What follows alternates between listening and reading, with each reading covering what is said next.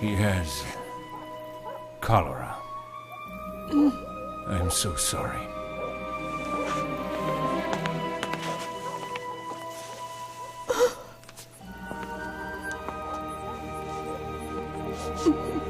Papa, Mama, listen to me.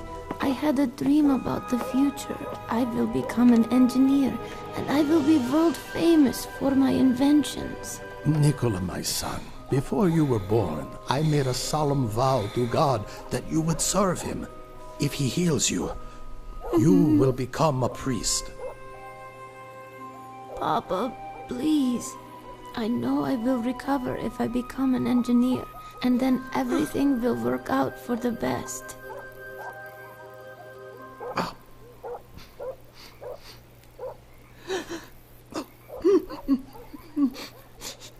Oh God. Oh God. Please forgive me. I beg of you, forgive me.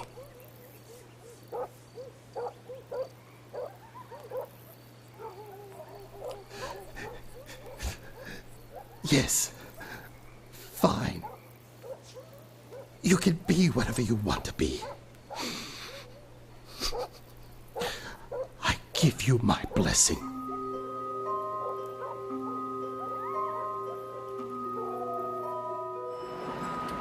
Mr. Tesla, I imagine because you are here now giving me this interview, that must mean you've recovered, thanks to God or someone else. Yes, to the complete surprise of everyone in my village, I made a complete recovery in just a few days. I continued in school, at the Graz Institute and Paris University, becoming a successful electrical engineer. The illness led me to discover abilities I never suspected I had. I started to have these clear visions. Flashes of light began to cover the pictures of real objects. In time, they simply replaced my thoughts. My mind developed a new and different process. Using this process, I could construct an invention in my mind first, where I could perfect it.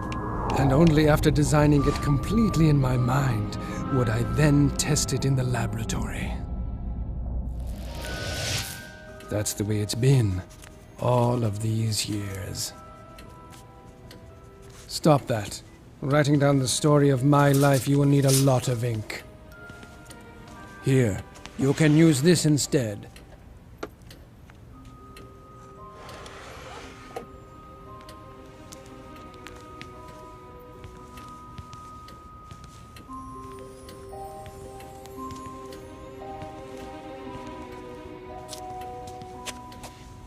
This is a device for recording sound. Quite a great invention. It was not me who invented it, no. It was that damned Edison. Say something. What should I say? Whatever.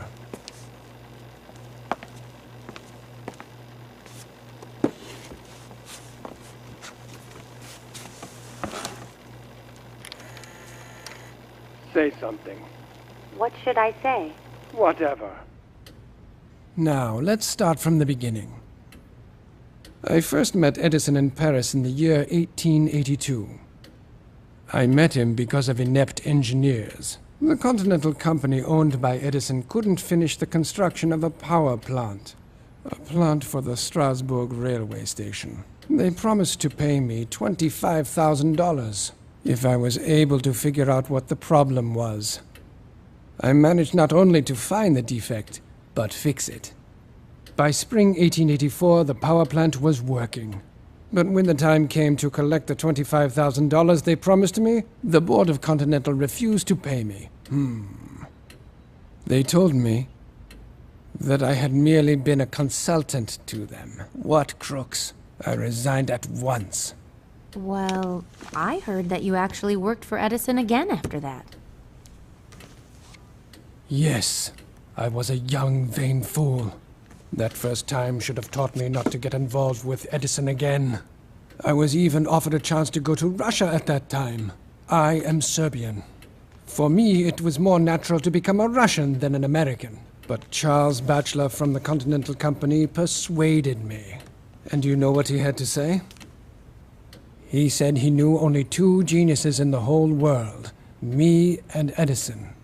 He promised me the chief engineer position of his company in America. He compared me to the great Edison, who was an idol to me. I was 28 and unemployed, so it didn't take much for me to completely lose my head. Obviously, I agreed. Edison was always a quick thinker. No wonder they called him Big Head behind his back. But he was a man without a conscience. You'll start as a regular engineer. You'll be in charge of fixing the electric motors and DC generators. But Mr. Batchelor promised me that I don't care what he promised you. I employ people and I define what they do in my company, and you, young man, will have to work hard to prove your value to me. Of course, I was never given the chief engineer position. I was an immigrant with 4 cents in my pocket. I had 2 options to choose from. I could beg in the street, or show that man my worth.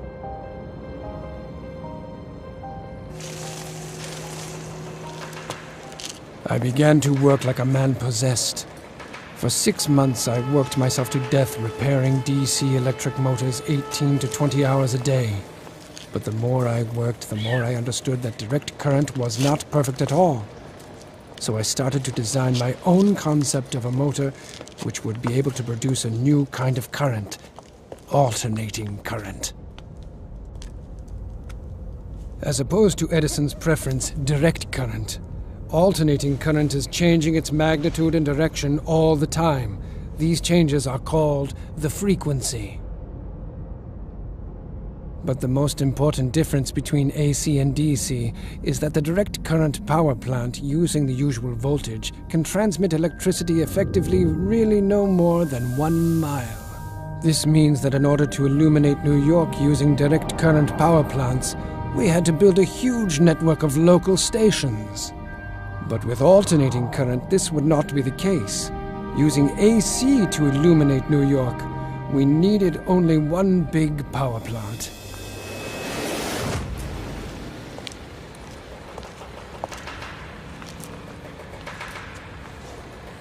I have been told that you've been working double shifts. Why is that? Can't you keep up with your own job? I can. But I'm also working on the AC machine as well. But AC makes no sense. My DC generator works perfectly. Well, not quite. Show me. It could be improved. Take a look at what I've designed here. You have some brains, but you're a foolish immigrant. Now hear this. If somehow your crazy ideas can manage to improve my inventions, I will pay you $50,000. Understand? I'll do it.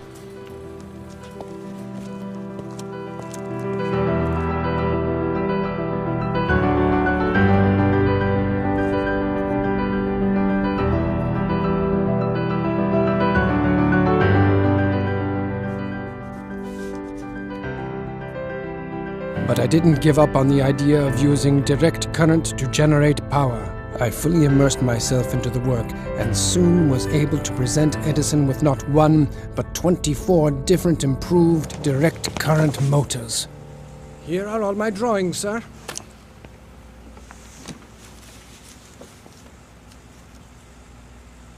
Not bad. That is, not bad for an immigrant. So when will I be getting my $50,000? 50,000? Young man, you don't seem to understand American humor.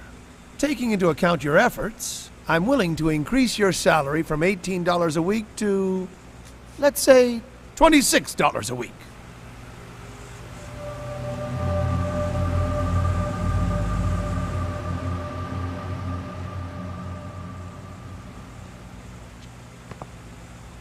Business by nature is filled with cheating. And there was nothing uniquely American in the fact that I was duped. But it was one thing to be deceived by the functionaries in Edison's office in Paris, but here, I quit immediately. I was forever disillusioned in the great American inventor Edison. 1, 2, 3, 4, 5, 6, 7, 8, 9, 10, 11, 12, 13, 14, 15, 16, 17... Fine.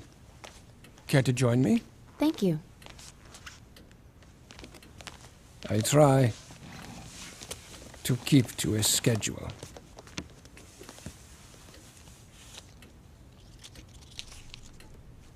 Well, even after you left working for Edison, he said many times that you were only an imitator, that you were unoriginal. Imitator? Not quite. I was always his opponent. I always made other choices. Consider the war of currents. I must admit, the 2 years after I left Edison were very hard. I had not a penny to my name. I never took money too seriously. I never did, except for at that terrible time. At that time, I worshipped every penny. My breakfast cost 4 cents. My dinner cost the same. And sleeping on a floor at night cost me 5 cents. This lasted for a year. In order to earn my living, I had to find part-time jobs. Day laborer, porter, digger of ditches. I lived for the moment. I had no money to think about tomorrow. When autumn came, I rented a single bed in a common room for 10 cents a night. What a luxury. Edison must have been gloating. But one day, everything started to change. My friend Brown introduced me to entrepreneurs who were interested in electricity, and they invested money in my talent. It was an amazing transformation. In one moment, I went from being a beggar to becoming co-owner and manager of a serious company dealing with the installation of new arc lamps in the streets. I thought it was ironic that I rented an office next to Edison's company. We had received many orders from all over America for our electrical products. Our business quickly became a success. I created models of generators, transformers, and all the necessary equipment for the operation of two-phase alternating current devices. I believed that alternating current was the future, although to others at that time my ideas seemed absurd. And finally, on the 1st of May 1888, I received 2 patents for my AC generator. The war of currents had begun. Mr. Westinghouse.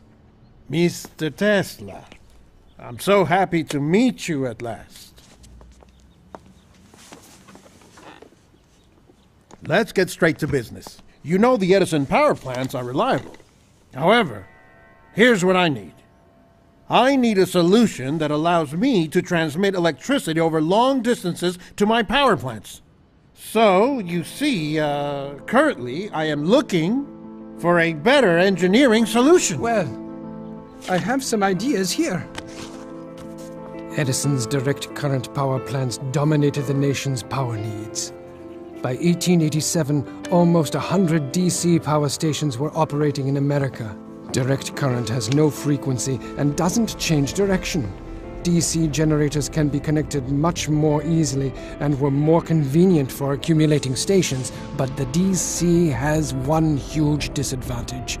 Because of power losses in the wires, it is extremely difficult and expensive to transmit its power over long distances.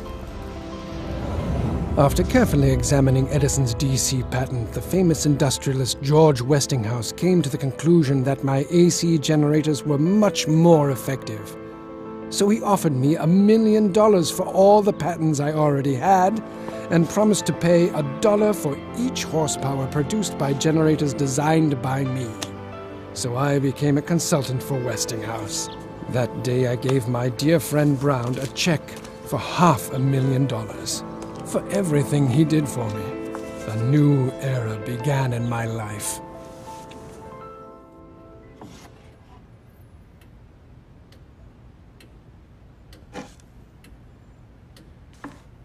Alternating current is perfect. It is so pure and beautiful. It has the unique ability to disinfect any kind of surface, including the human body, killing microbes without causing any harm to the body's tissues. Is that dangerous? Don't worry. You can touch it.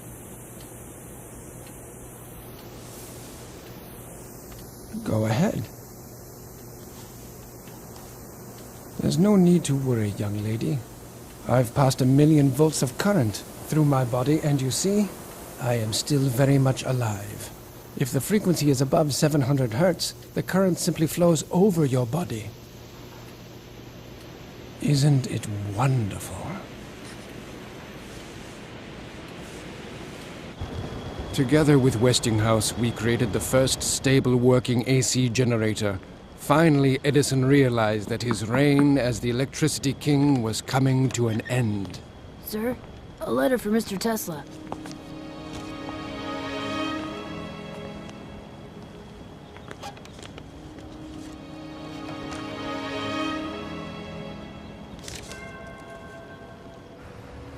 Edison immediately brought a lawsuit against us for infringement on his patents. But of course he lost, as all my inventions were authentic. It was after that he started to play dirty.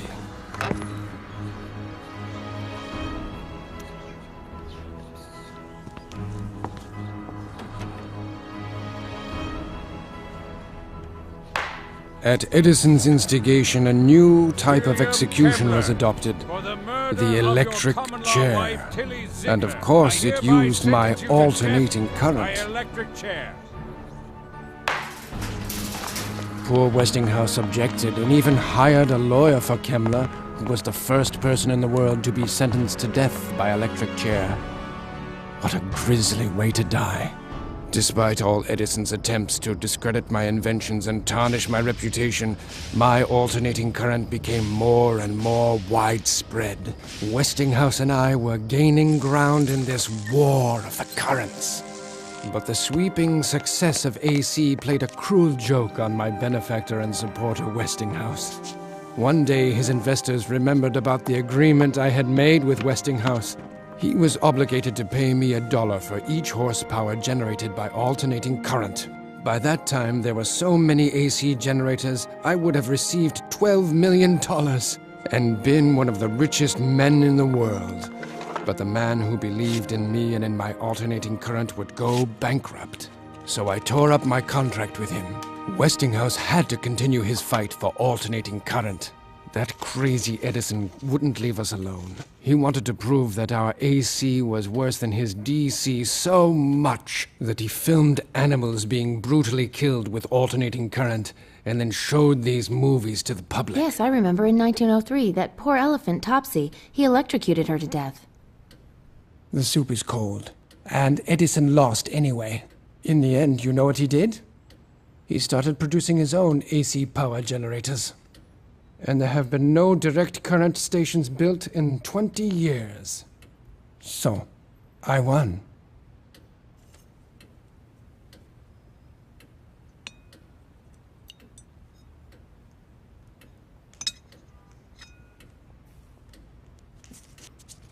$320 milliliters.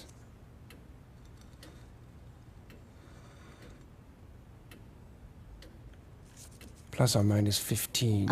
Average of 2 by what are you doing? circumference. Well, it's a strange thing. But I can't really enjoy my meal if I don't know the exact amount of food which I'm going to eat.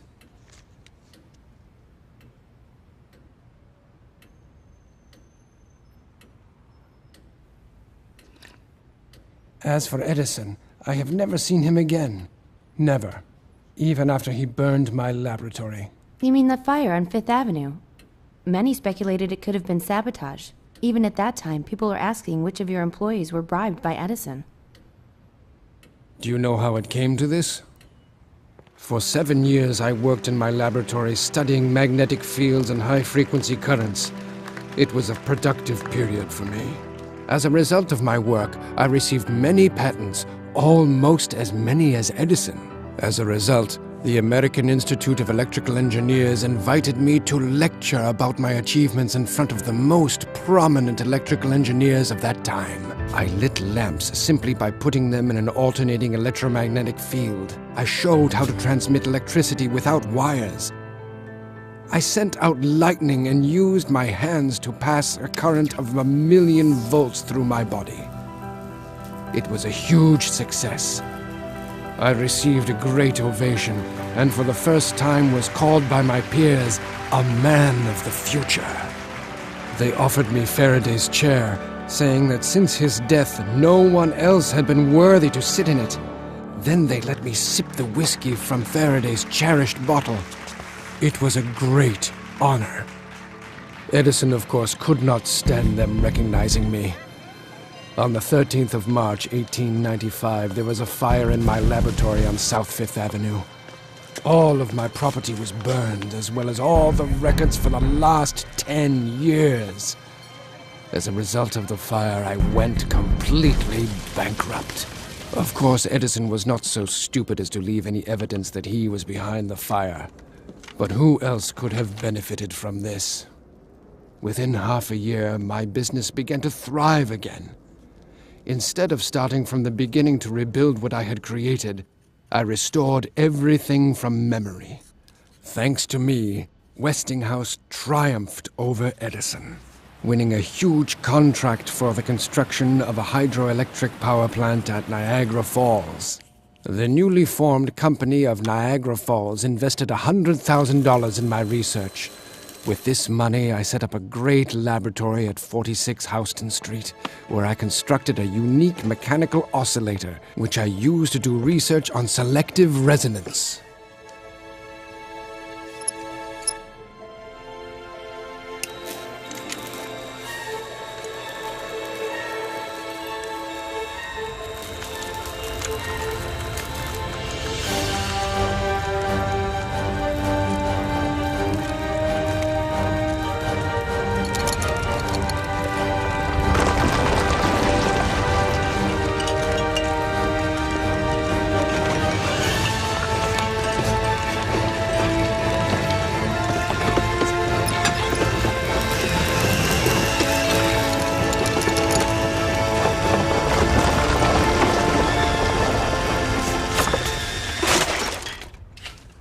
I could destroy the Brooklyn Bridge in a couple of minutes. That's what selective resonance means. It's possible to destroy any object you choose with a stationary, uniform vibration.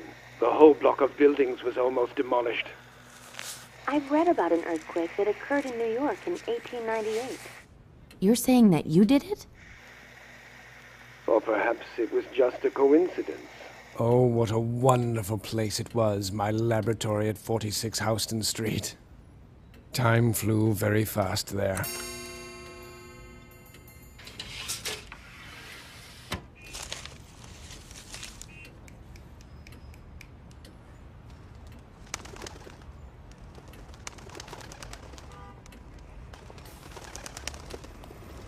I envy the pigeons. They do not need to play stupid human games. They just spread their wings and fly away whenever they want. Without any regret. I don't like people. But I heard rumors about the elaborate parties which you used to organize. Yes, I threw...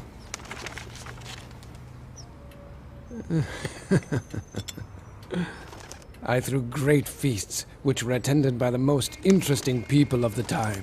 Brilliant, famous people. Kipling would read his poems to us.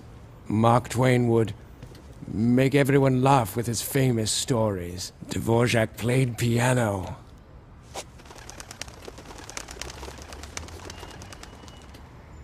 And then I would take them all to my laboratory. I showed various interesting experiments, and we talked about the future of science. Those evenings were unforgettable. I met most of these people thanks to my friendship with Robert Johnson, the chief editor of Century magazine, and his wife, Catherine. Catherine and I became great friends because we shared a great love of poetry. I never met a woman with such exquisite literary taste. Together, she and I even translated and published a collection of Serbian poetry. But the poetry we were most impressed by were the poems of Jovan Zmaj.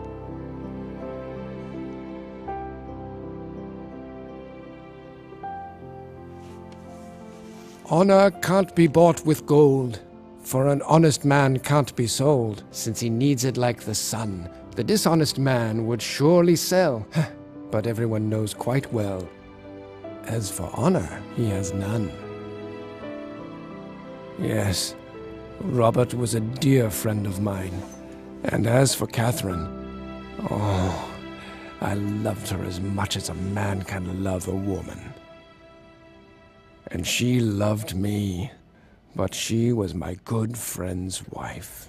I've heard that once you saved Robert Johnson's life by persuading him to cancel a train trip, the train he would have been on crashed. I don't know what surprises me more, the fact that you predicted the train crash or that you actually saved the life of your rival, meaning you gave up your chance to be with Catherine. You must remember Robert was a friend of mine. As for that train crash, knowing it would happen was not unusual for me. I could always foresee the future, but not everyone believed me. I begged my friend and patron, Colonel Astor, not to board the Titanic, but he didn't follow my advice. How sad. Or maybe it was just a coincidence. Speaking of him, I've heard that Colonel Astor, who was the owner of the Waldorf Astoria hotels, was the one who gave you $30,000 for your research in Colorado Springs. That is not quite true. Mr. Astor financed some businessmen from a local electric company in Colorado Springs who were researching the electric potential of thunderstorms. It was they who invited me there. The fact that Colorado Springs is located in a zone of strong geomagnetic activity intrigued me. What this means is there are more thunderstorms in that area than there is sunshine. The local engineers wanted to know if there is any way to accumulate the energy produced by lightning strikes and then use it. Of course, I could not pass up a chance to participate in such a unique experiment. The laboratory I built there was ideal. I put up a sign there saying, "Abandon all hope, ye who enter here," and began to do my geomagnetic research. In the center of my lab, I built this massive transformer. One end of its primary winding was grounded, and the other end I raised to a great height. As a result, this device was able to store energy and produce a lightning-like current of several million volts and a frequency of 150,000 hertz. But I wanted more. I wanted to know whether this technology could transmit energy wirelessly over long distances using the ground as a transmitter. Not far from the lab, I put 200 bulbs in the ground and waited for a storm. As soon as the ball at the top of the mast was struck by lightning, my laboratory came to life. The transformer collected the lightning energy and threw it into the atmosphere with triple force.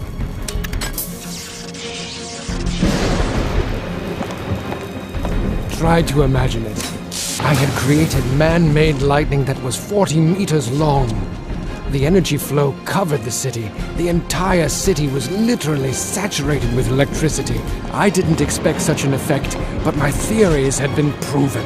I was able to transmit an electric charge wirelessly across the ground. 200 bulbs were lit at a 25-mile radius from the Tower Razam. Unfortunately, the local power station was not ready for such a large-scale experiment. The city's generator simply burnt out. After that incredible experience, I wrote an article about the possible uses of currents transmitted by high-frequency standing wave energy. This had practical application for lighting, heating, the control and movement of electric transport. Electricity could be used everywhere. It could be transported through the ground, in the air, used for automatic machines. The wireless uses of electricity are endless. Yes, I remember reading it. There were so many fantastic predictions. How to harness energy from the sun. Aluminum, the metal of the future. Using the Earth's internal heat. Transfer of electric power anywhere in the world without the use of wires. Interplanetary radio communications. It was that article I wrote that caught the eye of the well-known banker and industrialist John Pierpont Morgan. And he decided to meet with me. Imagine how much benefit wave energy could have for mankind. That sounds interesting. I want you to work on the development of radio communications. I need a cheap but reliable connection that will work so I can communicate over long distances. To get you started, I'll give you $150,000 to cover your costs of research. After that, we'll talk. Radio. What mediocrity. But I agreed to what Morgan asked of me. to have the opportunity to continue working on the wireless transmission of electricity. We bought several acres of land on Long Island and started the construction of a wireless transmission power station. It was a 57-meter tower frame with a steel shaft that went deep into the ground. A huge copper hemisphere which worked as a powerful amplification transmitter was installed at the top of the huge structure. The idea for the project was to use the resonant buildup of the ionosphere.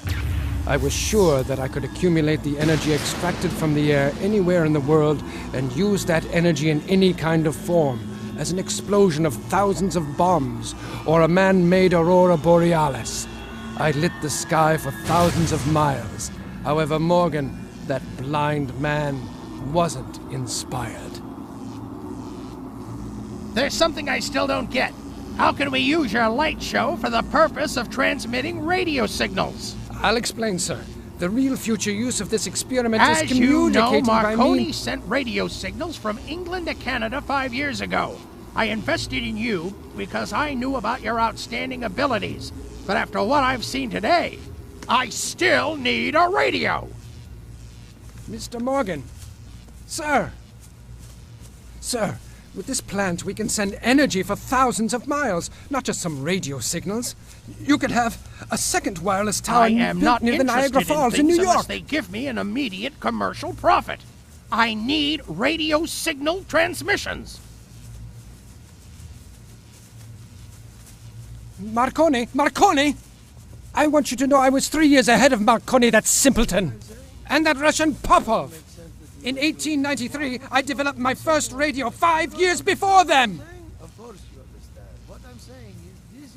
Morgan cut off all his funding. The Wardenclyffe project was shut down. In 1917, in the middle of the First World War, the tower, which could have been the beginning of free electricity, was destroyed. The United States government suspected that German spies might somehow secretly use the tower as a radio transmitter.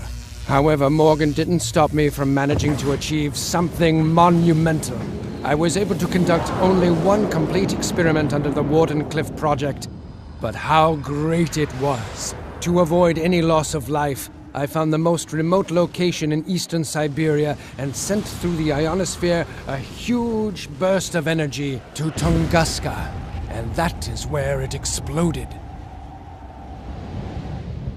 The entire northern hemisphere saw that light that I had created.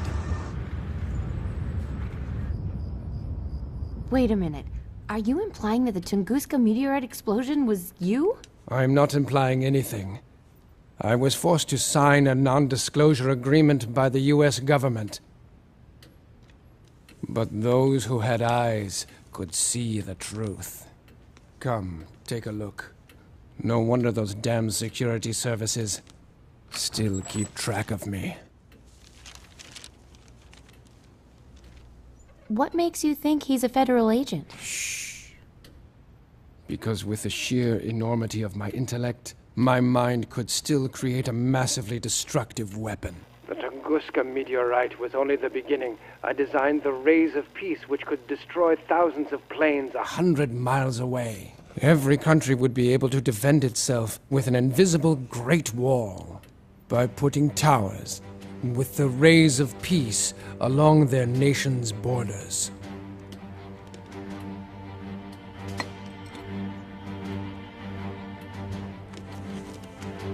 Of course, the military would give anything to get their hands on my rays of peace, so they could turn them into rays of death.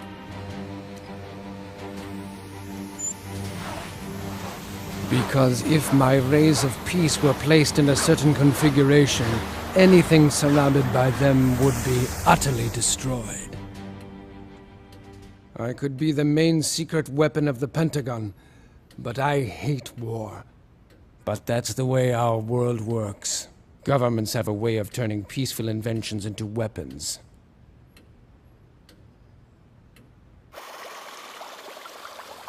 I was the one who invented the ability to control ships and airplanes by radio frequency.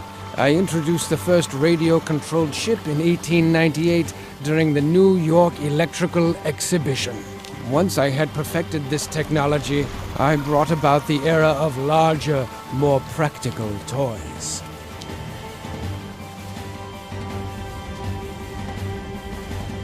My research and experiments made it possible to control a warship remotely from the shore at a distance of 25 nautical miles.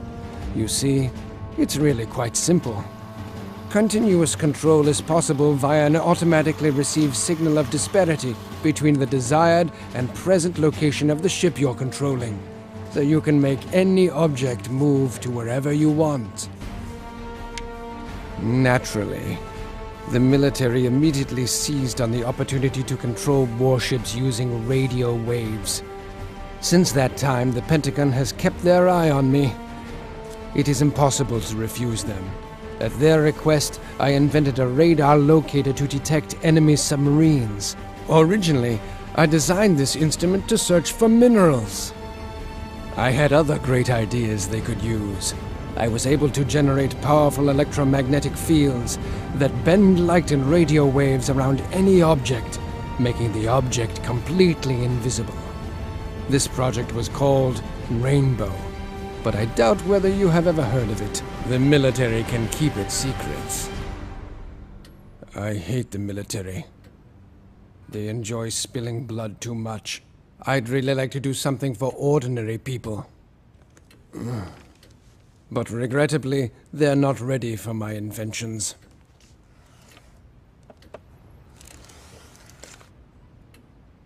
They're blind and stupid. Once I decided to prove to the general public that energy is present in the air, so I designed and assembled an 80 horsepower alternating current electric motor. Then I installed it in a new car, replacing the gasoline engine as its power source. My electric motor functioned flawlessly for an entire week without an additional power source. It also accelerated the car up to a speed of 150 kilometers per hour. But to my great surprise, none of the entrepreneurs or the public were interested in my invention. It was astounding. Was there really no one who would be interested in something that cannot be sold? Because people would never have to pay for energy from the air. At that time, a couple of newspapers published articles accusing me of having connections with the evil spirit. This deeply offended me.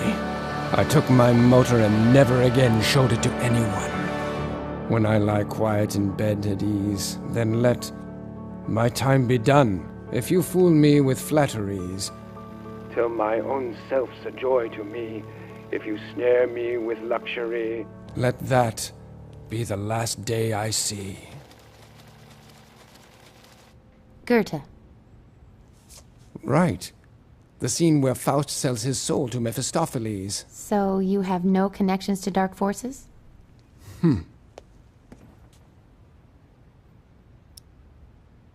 I often find myself quoting Faust.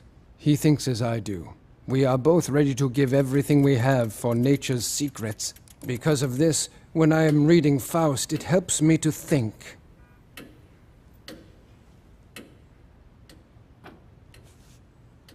My greatest inventions were born while I was engrossed in poetry. In 1915, the Nobel Committee even wanted to give me the Nobel Prize in Physics, but I refused it.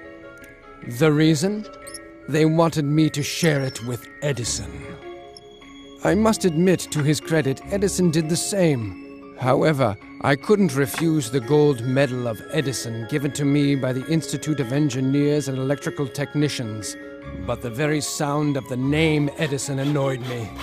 So I cut the medal in half and used the gold to pay 2 of my secretaries for their work. Can I take the dishes and clean the room now? Take the dishes away, and leave us immediately. I can't stand earrings, especially pearls.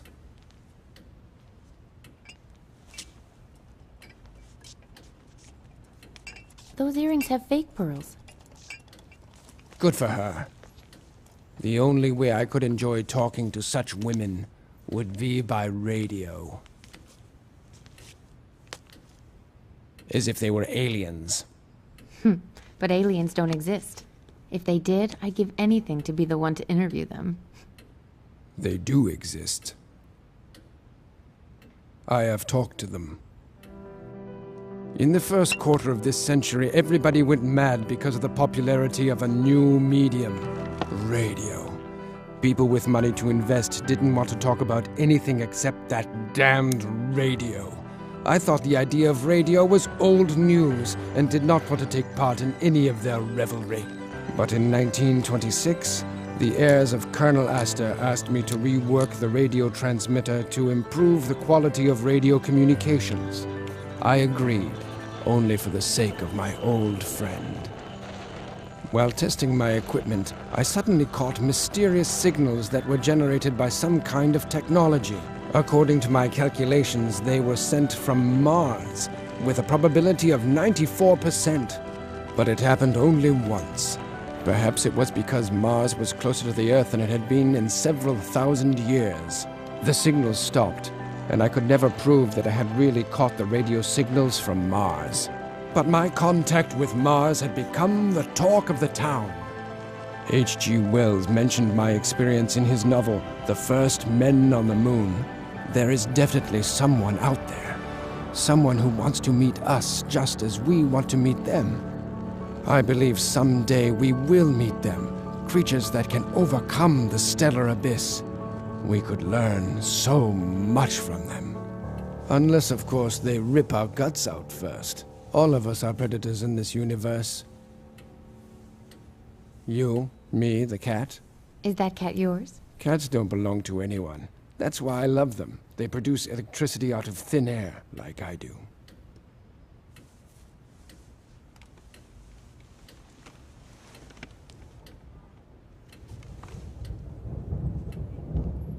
And like myself, cats have a free spirit.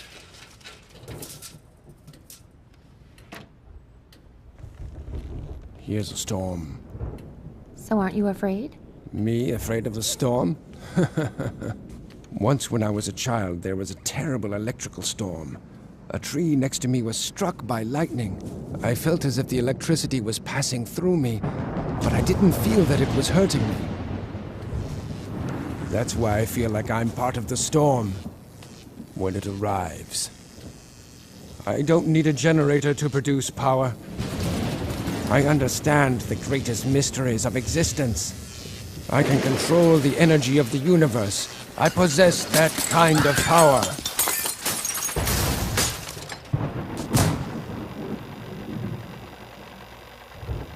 Well, now I'm sure the hotel staff will come.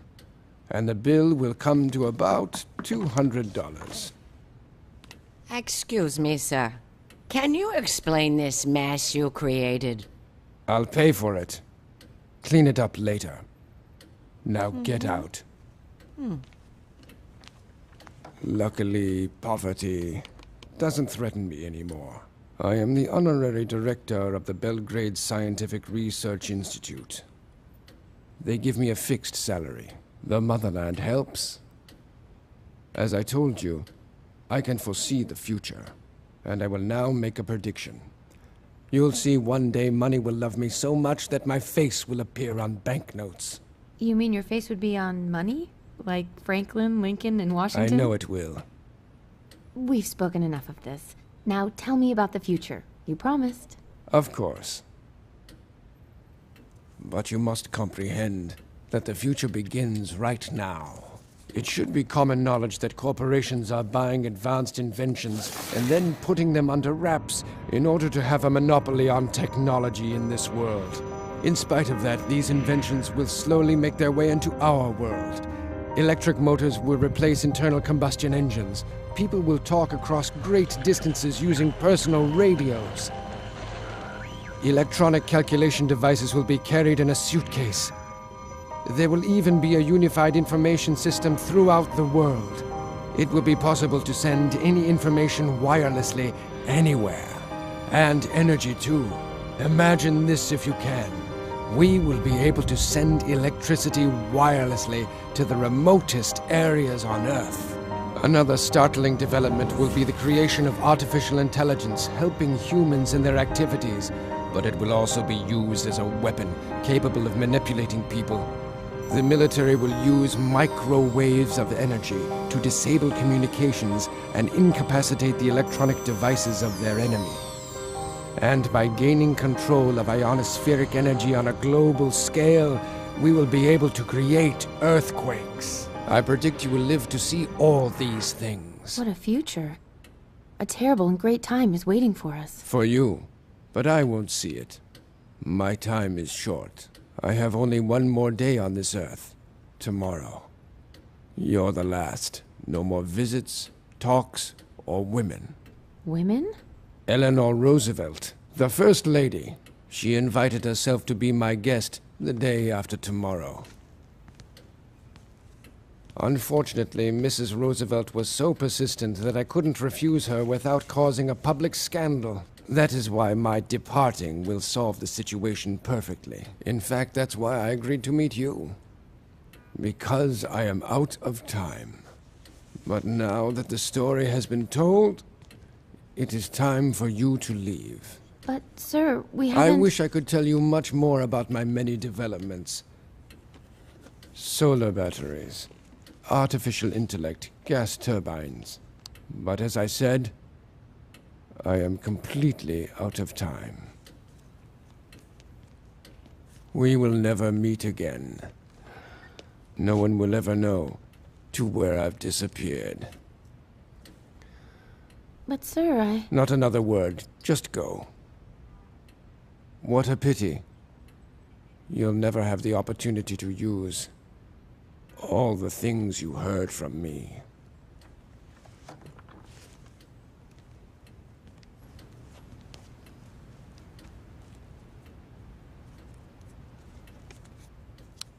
When I lie quiet in bed at ease, then let my time be done. If you fool me with flatteries, till my own self's a joy to me, if you snare me with luxury, let that be the last day I see.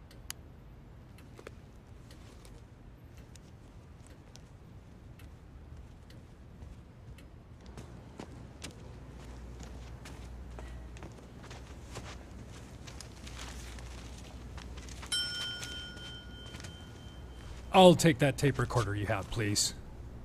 What gives you the right to demand this of me? I'm protected by U.S. law under the Freedom of Information. Actually, that's not true, ma'am. Everything this man produces is considered property of the U.S. government and subject to seizure. So please, don't make things more complicated for yourself. Now I have a warning for you. If you tell anyone about this, you'll be imprisoned in Leavenworth the rest of your life. Understand, ma'am?